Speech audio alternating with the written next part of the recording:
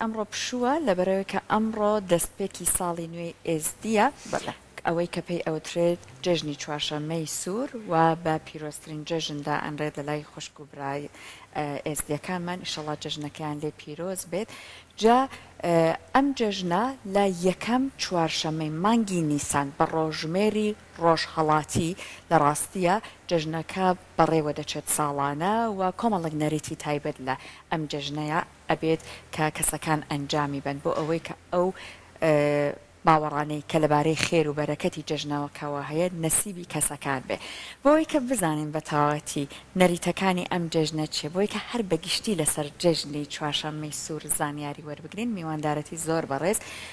سعدون شێخ ڕەشۆمان کردووە بەڕێزیان ئەندامی گروپی پێکەوە ژیانن لە سلێمانی کاک سعدون سڵاوە لێبێت جژنەکە لە بەڕێزت و لە هەموو براخشکە ئێزدیەکان پیرۆز بێت دژی زۆر سوپاس سڵاو لەبێت بە خێر هاتی دژی زۆر سوپاس جەنابتانەکەم بە ناوی خودێ ئێمەزن و دلۆڤان ڕێز و سلااف بۆ هەموو تەماشەوانێت کورسات هەروەها ڕێز و سلااف بۆ ئەم کەناڵە جوانە ئیرۆ ئەسعیدا چارشەمە سەرێ سالێ ئەلتەڤای جیهانێ ئێزیدخانێ هەمی پیرۆزیت کێم و تایبەت ئەسڤێ عیدێ ئەلدایکە شەهیدێت هەفتی و چار فەرمانە پیرۆزیت کێم و ئەس بەش ناخۆ ئەلبەروان دایکە ئەچمینم ئەش خودێت خوازم ئیشەڵا ئەف عید الوێ عیدێ ئەف شەهید جێوان بەهشت بێ ئەف عید ببێ عیدا تەڤایێ تفاقێ بۆ هەرێما کوردستانی و هەموو جیهانێ هەروەها عیدا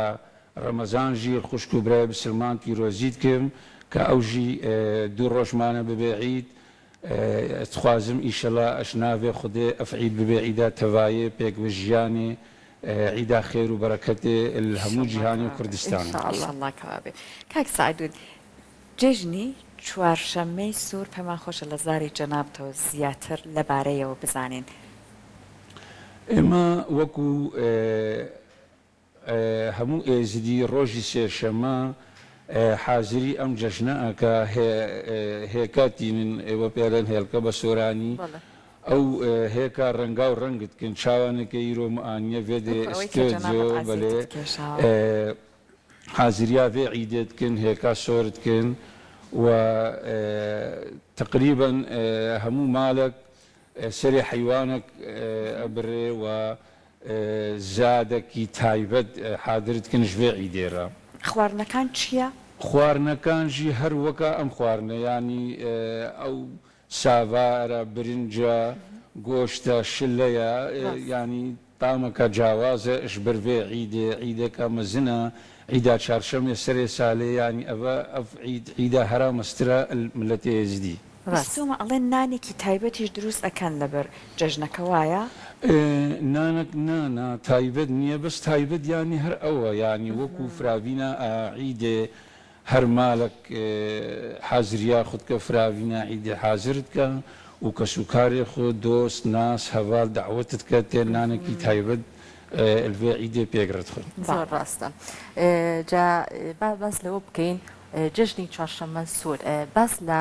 چوارشەممە سوورەکەین سوور بەواتای خۆشەویستی و پێکەوە ژیان و هەم ڕەنگی بەواتای ڕەنگەکەی و هەم ئەو ئاگرد و شتانش کە بۆ نمونە لە جەژنەکانە زیاتر گرنگی پێدرێت زیاتر بەو ڕەنگە باسی لێواکرێت ئێوە چۆن چۆنی وەکو ئەوەی ڕۆژی یاخود جژنی چوارشەممەی سوور باسی لێواکەن باسی چوارشەممەی سوورمان بۆ بکە بەڵێ ئێمە وەختێ شنگالێ شنگال وەکە گولێت ڕەنگا و ڕەنگیانی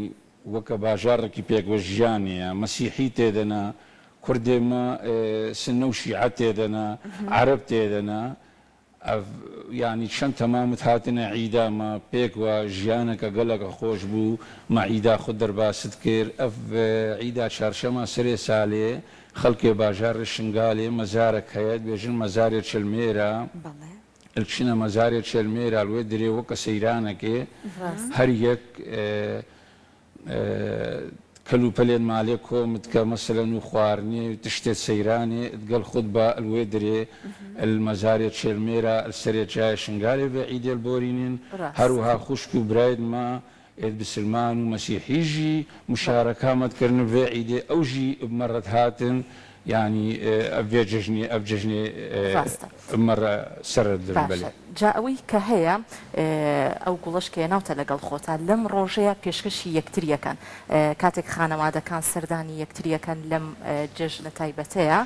گوڵ بۆ یەکتری ئەبەن لەبەر ئەوەی وەکۆی کە بەڕێزت ئاماژەت پێکرد بە مانای پێکەوە ژیان و پێکەوە ژیانی نێوان خێزانەکان و خانەوادەکان بەیەکەوە ئەمە بابەتێکی جوان وەکو ڕەمزێک زیاتر گرنگی پێەیەن. بله بتایبەت ینی ئەو جژنە چارشەمە سەرێ ساڵێ هەچی کەسی ئەلشنگالێ بات هاتە عیدامە وەکو هەمە ئاینەک و کەس و کاری ئێمەژی حتا لە دەروەی وڵات هاتوونە ئێستا لەبەر ئەم بەربێ جەژنێ و ئێستەژی لە پارزگەی لالش ینی قەرەباڵغێکی زۆرە خەڵکش دەربێ وڵات هاتیە في عيد البارزقال على شوف سرفة بابا طبيعي الدروي ولاجي الأوروبا الأستراليا جورجيا الأرمينيا تمام في عيد مشاركتكن وفي عيد سرفة جا كاك سعدون أسأل قل سكاني بريزت بيني من شبكة قولا كان بما ببهويرة هل يواسم بديوارة كان يا بسر درجي مالا كان وايا استا باشي أول كان بو جنابت سي سبقا شقولة شارشمي من نفيسينا حسد كم أوجي بخينم يكم البيجي هات شارشمة أولي در أبرنقا خملي أف دنيا بي كملي يعني معناك وقت الدنيا شبوي دنيا درقبو يعني دنياها كسير بك يستبع عربي ألين كرة الأرضية كرة الأرضية يستها كسيري الدنيا بك وكو هيلكك جاء ما واتاي أو معناي أو هات شارشما عولي درب رنقا خملي أف دنيا بي كملي دنيا بي شيبو وكو أمرو دنيا بي شيبو سبقي دوم عليه هات شارشما سور وزرا بهار خملان بوش كسك وسور وسبي وزرا ما خملان بو بيسر درا أو جنابت باسكري عليك شارشم هاتوا دنيا رنگا و رنگ بويا دنيا خوش بويا بويا ببهار با دوركي ام هيلكانا لقل هوير يا لقل قر لقل ام قول جواني بهار بسر درجه مالو كان امجي نشاناك كاما يكم تشت نشاني اما لا ازديا دومجي كنشاني ام جشني بيروزا سبقي سيم عليها شارشم روجك بحسابها وجبا ملكاها تبو جوابا دريه خيرا فكرينش روشلات هتا روش آفا يعني معناه ام سبقا عليه اوي ايرو خيرك بك تشتكي زور تايبتا ان شاء الله خواهي قورا قبولك دريه خيرات فكرين روشلات هتا روش آفا يعني او كسي مثلا سروة ساماني هبه لا ام جشن دا خير بفقيرك وجلو برق بفقيرك كرين او يبارا بدا او تشتك بدا وكو خير بفقيرك او ديكجي باور بك كريكاري اكن چن بارا كومكن حيوانك كرن سري حيوان برن كان خير بو امرو لبر امرو لآيني إمدا أمرو دنيا شبويا أمرو جيان دست فكر هكا بي إيرو تبنيري شن دنيا همو صوزة يعني دنيا كسك بويا ببهار جوكي خوش يعني خليقتها دنيا أمرو الدنيا دست فكر جيان دست فكر أمرو الدنيا شبو بالي زۆر جوان باست کرد جەناب دەستەکانە خۆش بێ جا کاک سعدون تکایە لە ئەم مانگەیە ئێوە کۆمەڵک نەریتتان هەیە چون بە مانگێکی زۆر پیرۆز سیر ئەکرێ بۆ نمونە هاوسەرگیری نابێت لە مانگە بکرێ وایە وەکو جلوبەرگ بۆ جژنەکە ئەبێ جلوبەرگەکان چۆن ڕێک بخرێت کۆمەڵک کچی جوانمان بینی بە جلی سپیۆ بوون بەڵام پێما بە ڕەنگا و ڕەنگیش لەبەرەکرێ جلە ڕەنگا و ڕەنگەکان بۆ کەی سپیەکان بۆ کەیە لپیش لکاتی دیکان هتا سالی بلیم نودکان جی ابی همو جلوی ملتی ازدی سپیبا بس اسپی نشانه يعني باكو بيجردي لبر آشتی نشانه آشتیه لبر پاک بون استجلیش فيها كبيني تشترك يعني دياره به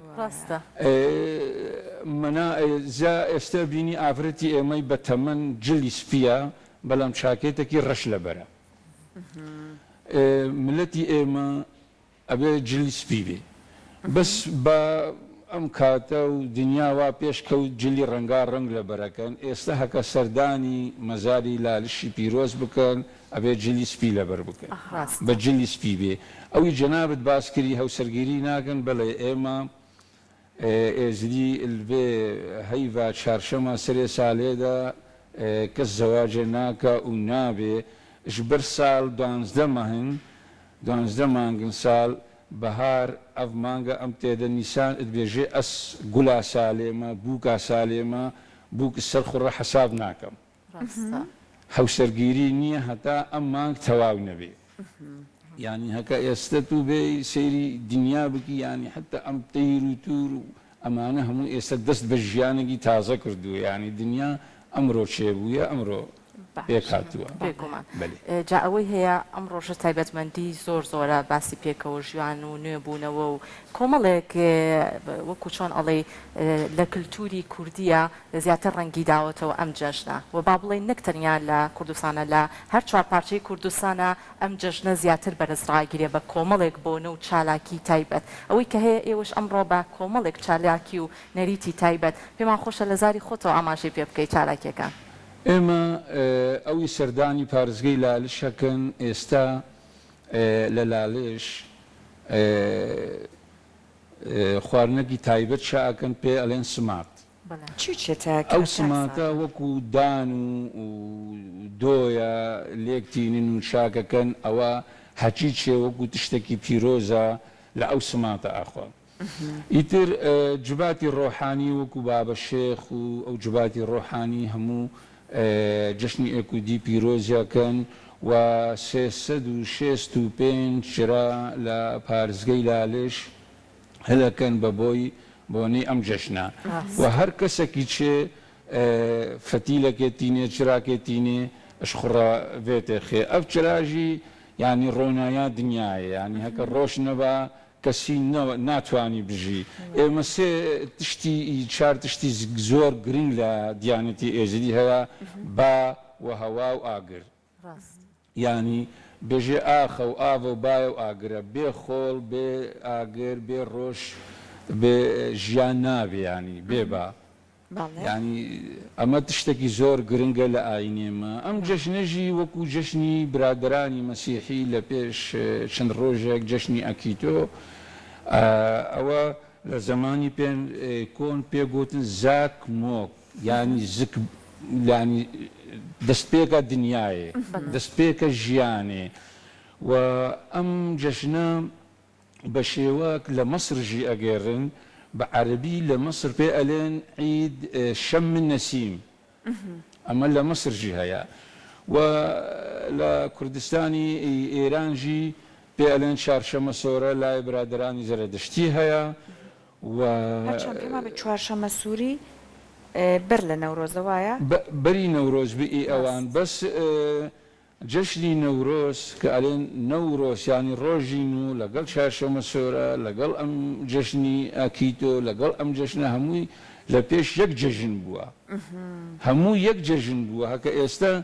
تو ميجوي ازدياتي بخويني همو يك جشن بويا بلام اماني ديتر شون مالك يعني جدا ببي لا ام جشنا جدا بونا خوي هر او تريد كاك سعدون ك جژنی سوور لە کۆمەڵک لە جژنی ئاینەکانی دیکە لێکچوونێکی هەیە بۆ نمونە لە جژنی قیامەتی مەسیحیەکانە چونکە هێلکە ئەوانیش هەر گرنگی پێیان یاخود بۆ نمونە لە نەورۆز ئەچێت چونکە سەیران و سەردانی گەشت و گۆزاری باخ و دەرەوە و سەوزەڵانیەکە لەم جژنەی با بڵێن نەورۆزیشا هەیە ئێوە لە ڕۆژی جژنی سوورە پەمە بە کوڕوگەنجەکان بە تایبەت ئەچنە دەرەوەیە بەڵێ ڕۆژێکی تایبەت ئەچینە دەرەوە ئێستا هەکە لە ئەوروپاژی من لە ئەڵمانیا بووم ئەم هێلکە مە دروست ناکرد کارگە هەیە ئەم هێلکە دروستەکە و لە مارکێتە فرۆشێ هەکە چی مەتارێک یا چی مارکێتێک یا چی شۆنێک هەمووی ڕکلامی هێلکە بەستوەتی یعنی بەڕاستی ئەم جەشنە لە هەموو دنیا هەیە و ئەم وەکو باسم کرد ئەم جەشنی نەورۆژی لأم جشن جداب ولقل جشني أو قيامة لقل جشني هين يشم النسيم أو مصر يجا أم روجة كي تايبتا يستأموك وآواري شنقال ولا سليمانية جين لأم شارة جوانا اما زور سوپاسی ام شارع اکین که شاری پیک وجیانا که شاری روشن بیرانا که خلقی سلیمانی خلقی تایبت براستی یعنی ام خلقی سلیمانی چند ولاد قریم خوک خلقی سلیمانی ندیا میوان دوستن زور براستی امرو روشکی تایبتا اما هکا لشنگال بان بلکی سردانی او مزاری چلمیرا مان کربا یا مثلا سردانی او نێزینگ بێ سەردانی لالشەکەن بەڵێ ئێستا ئێمە دوو ماڵە ناو سیتەکەن هەر ینی ئەتوانین بێنە باغێک شوێنێکی خۆش سەیرانێک وەکو سەیران لەبەر ئەم جەشنە کەواتە مادەم گەشت و سەیرانەکانیشتان لەم ڕۆژەیە زیاتر گرنگی پێ ئەیان ئێوە بابەتێکی زۆر جوانتانەیە ئەوەی کە من زانیاریم وەرگرت لەسەر ڕۆژەکە زۆر گرنگی بە درەخت ئەیان بە تایبەت لەم ڕۆژەیە هەر کەسێکتان یاخود هەر خانەوادەیەکتان درەختێک ئەڕوێنن ئەمەش وەک ڕەمزێک هەم بۆ پاراستنی ژینگە هەم بۆ ئەوەی کە پەیوەندی هەیە بە جەژنەکەی خۆتانەوە پێم خۆشە لەسەر ئەوە بەڕێستان قسە بکە ئێستا بە تایبەت ینی ئەو مالی چن سەیران هێستا ئەم هێلکە لەگەڵ خۆ ئەبن لەوێ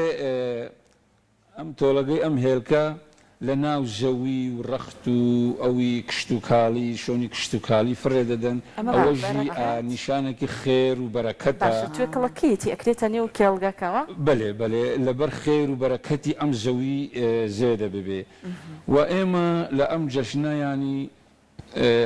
هێویامە ئەوە ئەش خودێ مەزن و ئەو جەژن ببێ جەشنا خێرێ بەرەکەتێ نێف هەموو ملەتێ جیهانێ بە تایبەت کوردستانێ ئیشەڵا ئەم پێکوە ژیان بمینێ و قبولکردنایەک و دیترێ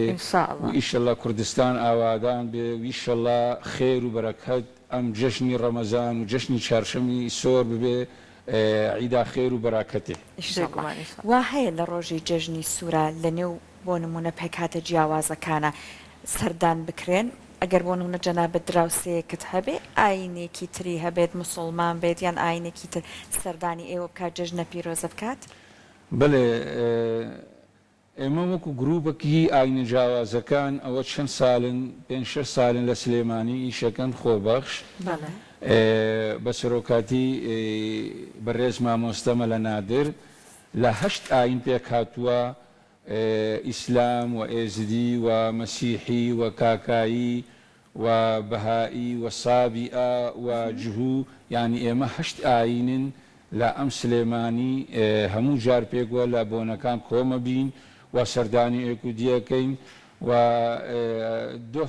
زۆر سوپاسی مەلە نادر و کاکسالارەکەم کە بە ئەم جەشنە تەلەفۆن بۆ مکردن و هەمومان ینی هەوڵە دەن ئیشەڵا پێکوە ژیان قایمتر بکەین و باشتر بکەین لە ئەم شارە جوانە و لە کوردستان زۆر باشە کاک سعدون ئەوەی کە هەیە لە خواردنەکانتانە حەوت جۆر خواردنی جیاواز ئامادەکەن یەکێک لەو خواردنانە ماسیە پێم وا بێت دانەوێ لەو ئاو و کۆمەڵێک خواردنی جۆراوجۆریشەوەی پێشتر ئاماژەت پێک بەڵام ماسی پێم وا بێ یەکێکە لە خواردنە سەرەکیەکانتان واللهی ئێمە نە هەموو ماڵەکانی ئەو ماسی ئەوە شتێکی بڵێن ینی ئەو کابرا بەدەست بە ڕای خۆیە بەڵام ئێمە هەموو مالک خوانێکی ئەم جەشنە ئەبێت دروست بکە لە ئەو خوانە بۆ ماڵی فەقیر ببە بەڕاستی هێلکە و شێرینی و تشتی ئەوە هەمووی دروستەکەن هەیە مەسەلەن کفتە و دۆڵمە و بریانی و تشتی وا و ساوار و خوانێکی چاکی تایبەت دروستەکە و خەڵکی فەقیر دەعوەتەکە و کەس و کاری ئەخۆ وهاي مثلا لأم جشنا جلو برق بو خلقي فقيرة كري وخير بخلقي فقيرة لبر وكو أو سبقي آمان جنبي داي لبيشوا أمر الروجكي جاوازة أم شارشمة سور لبر خير زۆر ڕاستە جا ئەوەی هەیە هێلکەکانیش ڕەنگا و ڕەنگە خۆتان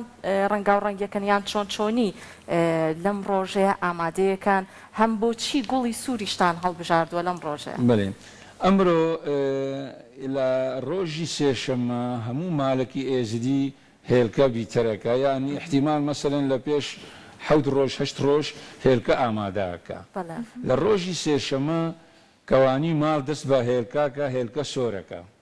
لە ڕۆژی سێشەمە ئێوارەی جەشن ئەبێ هەتا نانی ئێوارە هێلکە تەواو بوو بێ حازر ڕەنگ کرابێت ڕەنگا و ڕەنگ نیشانی هێلکەی ڕنگ و ڕنگ ینی وەکو نیشانی ئەم بەهارەیە ئێستا لە ئەم پەنجەرە سیر بکەی ئەوە گولی زەردە و ئەمە سۆرە و ئەمە مۆرە ڕەنگا و ڕەنگە ئەمە ڕەنگی بەهارە ڕەنگی ژیانە ڕەنگی دەستپێکا دنیاە ئەم گولی سۆرژی ئەمە گولێکی تایبەتە کە پێ ئەلێن چارشەمی سۆر ئەمە ڕەمزی پێکۆژیان و ئاشیتی و خەلیقەت و تەکوینی دنیاە جا ئێستا مادام کە تەرزە پرسیاری لە ڕەنگکردنی هێلکەکان کرد لە کۆنا لە ڕۆژهەڵاتی کوردستان چون ئەوانش هێلکە بۆ نەورۆز ڕەنگ ئەکەن بە توێکڵی پیازی سوور ڕەنگیانە کە ڕەنگێکی زۆر زۆر جوان ئەگرێت ئایەوا بوو لە کۆنا ئێوەش هەر بۆ نمونە بە کەرەستە سروشتەکان ڕەنگتان کردبێت ئێمە لە پێش ئەم جەشنە بە دوو سێ مانگ کەوانی ماڵ ئەو پیاز حازرەکە بەڵام ئێستا کە وەکو دەرمان زۆر بۆ لای عەتار هەیە دەرمان بەکارتینن وەکو جنابت فەرموو بووی بەلێ لە پێشەوە بە پیاز سۆرەکرێن و لایمە فەرقی نییە بە چی بێ بەس ئەوە کە هێلکە ڕەنگا و ڕنگ بکی وەکو ڕەنگی گولی بەهار بابینە سەر چالاکیەکان کاک سعدون بێگومان چالاکیەکان بەڕێوە چێت لە ئەم جێژنەیە ئەبێت ئەم ساڵ زۆر بە تایبەتیش بەڕێوە بچێت چالاکیەکان ئەوەنەی بەڕێزت ئاگاداربی ئەم ساڵ بە چ شێوەیەکە لەکوێ زیاتر چڕکراونەتەوە بە چ شێوەیەکە چی لە خۆ ئەگرێت چالاکان لە چارشەمی سۆر ئەوی سەردانی لالش بکە هەر یەک چێ سەردانی لالش بکە چرایەک هەلەکە وەکو ئەو چرای پیرۆز و وەکو ئامانجەم پێدایی خوارن هەموو تشتێک لەگەڵ خۆئەبا لەوێ نانێکی تایبەتە خۆن و یاری هێلکە ژیەکەن مەسەلەن بۆ نمونە دوو کەس یاری ئەکەن هێلکە لێکەدەن ئەو هێلکەی بشکێ ئەوە زەرەرە بهێیانی ئەوە ئیدر ئەبا ئەمە تەکنیکی هەیە هێلکەکە نەشکێت ئەمە ینی وەکو هینە وەکو خۆشک بەسرە بن خۆی و نیشانێکی خۆشیە ئیتر لە لالش سەردانی هەموو مەزارگەهی لالشەکەن لەبەر لالش 366 مەزار لە لالش دەهانە سەردانی هەموو مەزارەکەن وەکو عەرەفاتمان هەیە شاخی عەرەفاتمان هەیە زمزمان هەیە کانیاسپیمان هەیە سەردانی کە سوکاری خۆ ئەکەن و هەموو لەگەڵ خۆ ئەبن و دەست بە خۆشیەکەن و ئاهەنگەکە گێڕن کە ئەمە بە خۆشی چارشەمە سۆر و ئەمڕۆیە زۆر باش لە چوارچەوەی ئەم چالاکیانەیە کاک سعدون ئێوە کە ساڵانە چەندین چالاکی و مەراسیمی تایبەت بوو ئەم ڕۆژە بەرزرا ئەگرن گۆرانی و مۆسیقا تایبەتەکانتان یاخود میوزیکە تایبەتەکانتان تایبەت بەم جەژنە هەیە ئایا گۆرانی تایبەت پێشکەش ئەکرێت لەم ڕۆژەیە گۆرانی تایبەت مەجلیسی ڕۆحانی جماعەتی بابە شێخ کە لە هین لە پارزگەی لالش ئەوە پێ ئەلێن سەما لە سەما ئەگێڕن بەیانی زوو و کاتی ئێوارانژی ئەوە تایبەتە و پیاوی ئاینی ئێوارەی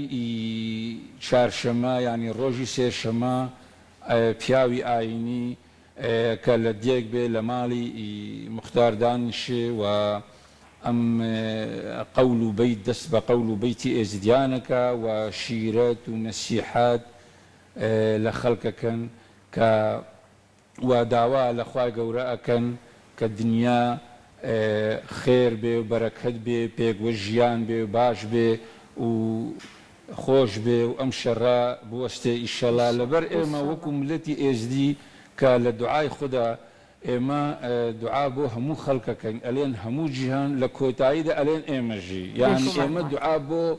خەڵکی خۆمانەکەین بۆ هەموو دنیا لە پێش خۆ ئێوە نزاکانتان بە زمانی کوردیش بە زمانی کوردیە هیچ یەک کەلیمەی عەربی لە نزاکانی ئێمە نییە ڕاستە بێگومان جا ئەوەشی کە هەیە لەم چالاکیانەیە منداڵەکانیش کۆمەڵێک کار و چالاکی تایبەتیان ئەدرێتێ پێم خۆشە کاک سعدۆن خۆت ئاماژەی پێ بکەی ئەو منداڵانە چۆن لەم چالاکیانەی ئەمڕۆیە بەشداریەکان کارەکانیان زیاتر خۆی لە چیا بینێتەوە لە پێش جەشن هەموو مالک وەکو جەشنی ئێوە تێدا بەزێ بازار جلوبەرگی باش و جوان بۆ ئەو مناڵە ئەکڕی حازری جەشنەکەن کە حازری جەشنەکەن شێرینی و نقڵ و تشتیوا هەمووی تینن ئەو مناڵە گروپ بە گروپ وەکو ڕۆژی شەڤبەرات وەکو ڕۆژی جەشنی ڕەمەزان لە ماڵانە گەڕن هەریەک علاقەک بەدەستەوەیە هێلکە و نقۆل و تشتیوەراتی خۆشمان کەلیکە بەلێ کۆیەکە ئەمە ینی تشتێکی جیاوازە مناڵ هەر لە کاتێکی زوو چاوەڕانی ئەم جەشنەیە زۆر باشە جلوبەرگەکانیان هەر وەکو جلوبەرگی کەسانی ئاسایی گەورە جلوبەرگی سپیە یان وەڵاهی تقریبان ئاساییە ئەوی هەبێ جلوبەرگی سپیژی بێ ئەوە لە بەرەکە ئەوی نەبێژی هەر جلوبەرگی ئاسایی وەکو دوا پرسیاری من لە بەڕێزت بۆ نمونە نەورۆز کاتێک لە ئێران بەڕێوە چەلسیانزە بەدەر نەری تێک هەیە ئەڵێن ئەگەر چیمەنەکان بەیەکە گرێبەی نیازی لێ بگرێت نیازت دێتە دی وا هەیە بۆ نمونە لە چوارشەمەی سووریشە گەنجان ئیشێک بکەن کارێک بکەن بۆی کە نیازەکانیان لەو ڕۆژەیە بێتە دی وڵی تایبەت هەر یەکی دوعای خۆ هەیە دوعاکە لە خوای گەورە و ئێمەژی ئەمژی دوعاش خودێتکەن کە جەشنە مەیە چارشەمە سۆر و جەشنە برایمە ڕەمەزان ببێ خێر خۆشی بەرەکەت پێکوەژیان قبولکردنا ئێک و دیتر الڤی ئەردی و لێ دنیاە و تایبەتر کوردستانی و مێکودی قبول بکەین ئیشەڵا و جەشنە ڕەمەزانژی چاوا جەشنە چارشەمە سۆر ملەت ئێزدی سپیرۆزیت کەم ئە جەشنە ڕەمەزان دووبارە خەڵکی خوێ بسلمان خوشک و برا پیرۆزیت کەم ئیشەڵا ببێ جەشنا خێر و بەراکەتی ئینشاءڵڵا کاک سعدۆن هیچ وتەیەکی ترماوە ئەگەر ئێمەیان پرسیارمان لەسەر نەکردوێت بەڕێزت ئاماژەی پێ بکەی وەکو ڕەمزێکی جوان لەم ڕۆژە تایبەتەیە وەڵاهی من هەر داوا ئەەکەم ینی دوعا ئەەکەم پێگوژیان قایم ببێت لە ئەم وڵاتە ئیشەڵا شەر نەمینێ ئیشەڵا ئێمە ئێکودی قبول بکەین لە ئەم شارە جوانە هەمومان پێگوەژین هەمومان مرۆڤین هەمومان بنیادەمین هەمومان خوا ئەم دروستکردنەوە کەس ناتوانێت کەسێک دروست بکە هەمومان ئێکودی قبول بکەین ینی من ئەوە چەند ساڵە لە ئەم شارە جوانە بەڕاستی ڕێزێکی تایبەت بۆ مەئاگرن هەکە من بڵێ من خەڵکی شنگالم یعنی احتیمال لە خەڵکی سلێمانی زیاتر خەڵکی ئەم شارە جوانە ڕێز لە ئێمە بگرێ و ئەمە تشتێکی باشە ڕێزگرتن قبولکردن پێک و ژیان